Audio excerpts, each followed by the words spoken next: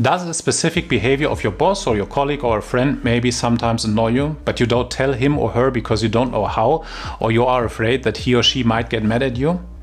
In this video you will learn how to criticize correctly and how to provide tough feedback without damaging the relationship. If you follow this advice, you will never feel again like you have compromised on your opinion only to save the relationship, but you will notice that people value your feedback and have more respect for you. So without further ado, let's dive into this.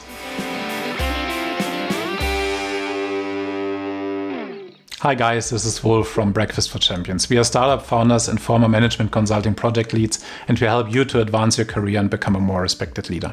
This is our third video in our series on feedback, and if you haven't watched the other videos yet, there's a link in the video description that takes you to the series. When you criticize someone for something and this person takes it wrong, you might have damaged the relationship, and rebuilding it can be hard or impossible. And the stakes are even higher at the workplace, where the one you might want to criticize is your boss. That's why many people think twice when they decide whether the issue they want to criticize is really worth risking the relationship or even their career. They ask themselves, does this behavior really bother me so much that I'm willing to risk my career and the relationship? I don't want to get into a fight. And so more often than not, these people shy away from tough feedback, from hard criticism. During my time as a project lead for a management consulting company, I often had to provide difficult feedback to team members, but also my bosses and my clients. And at the beginning, I was not feeling very comfortable with it. And there were certain instances where I find it especially difficult. I remember one example where my project lead, I was a senior consultant back then, had one very annoying behavior. He was correcting me in front of the client.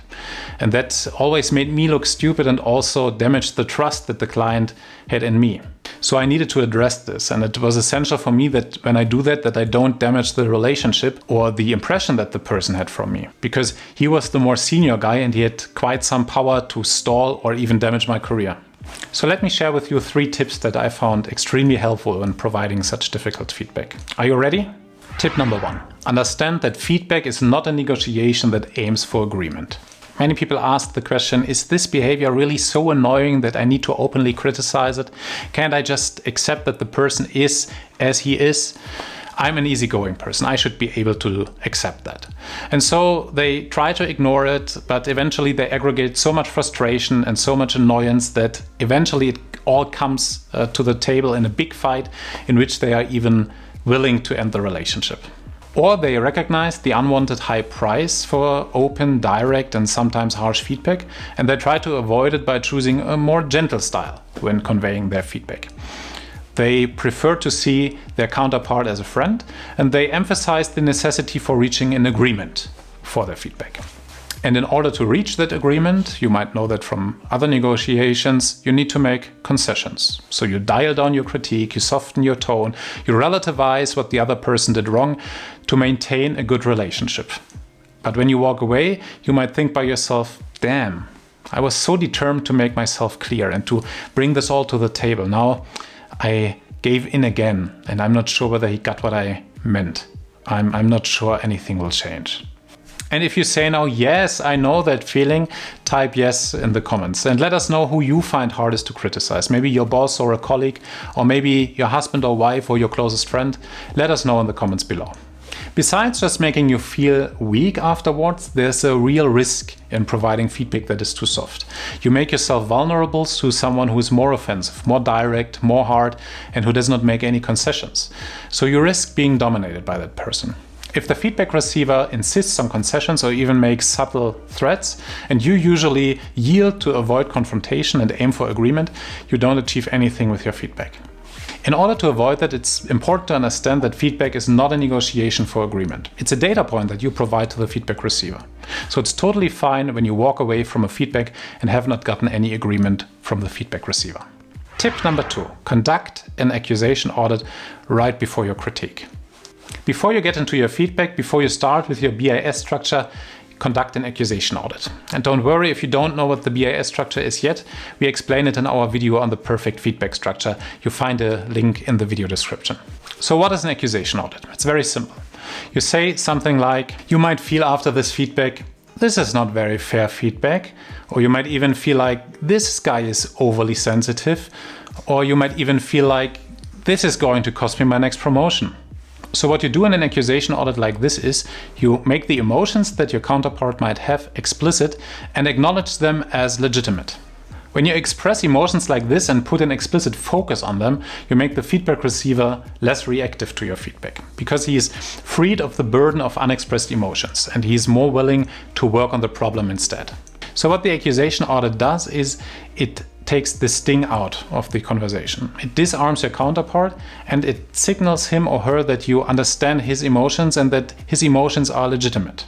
When you label the fear and put out the worst accusation out in the open on the table, you enable them to see you as a teammate and understand that it is not them against you, but them and you together against the problem. And that leads us to our next tip. Tip number 3, separate the critique from the person. In order to separate the issue from the person, we need to understand a few things about people. We all have a desire to feel good about ourselves. And we all hold to some degree concerns about what other people will think about us. We all see the world only from our own vantage point. And while we do so, we have egos and deeply held values that easily get threatened. And when they are threatened, we react emotionally. We get hostile, frustrated, or angry or fearful, to just name a few. And all this easily leads to misunderstanding. People fail to interpret what you say in the way you want it to. I bet you know this and you have experienced it. If not, try this. Say to your partner, "The kitchen is a mess," and see what happens after this probably 100% correct objective statement. What I mean is that you need to understand that to a certain degree, the rejection of criticism is perfectly natural human behavior, and therefore you need to separate the issue from the person. Otherwise, your feedback will fail. So how do you do this? How do you separate the issue from the person? So here are 3 ways. Number 1, don't look more into the facts, but instead discuss each other's perception. What that means is that you don't investigate more into the objectives. You don't scrutinize exactly the details and who said what when exactly, but instead you ask for the other person's view on that issue. Number 2, don't blame, even if you think it's justified. So don't say, "You did this and you hurt me." If you say it this way, the only way the other person can react is defensive or apologetic. But instead use I messages and say something like, "You did this and that and I felt hurt by that." And number 3, to separate the issue from the person, allow the other side to let off some steam. People gain release from recounting their grievance to an attentive audience. So if that happens, listen without interruption and ask for the speaker to continue. Let himself speak his heart out. If you consider these 3 tips, don't look more into the objectives, but discuss the other person's perception. Don't blame, but use I messages and allow the other side to let off some steam. You have a good chance of separating successfully the issue from the person.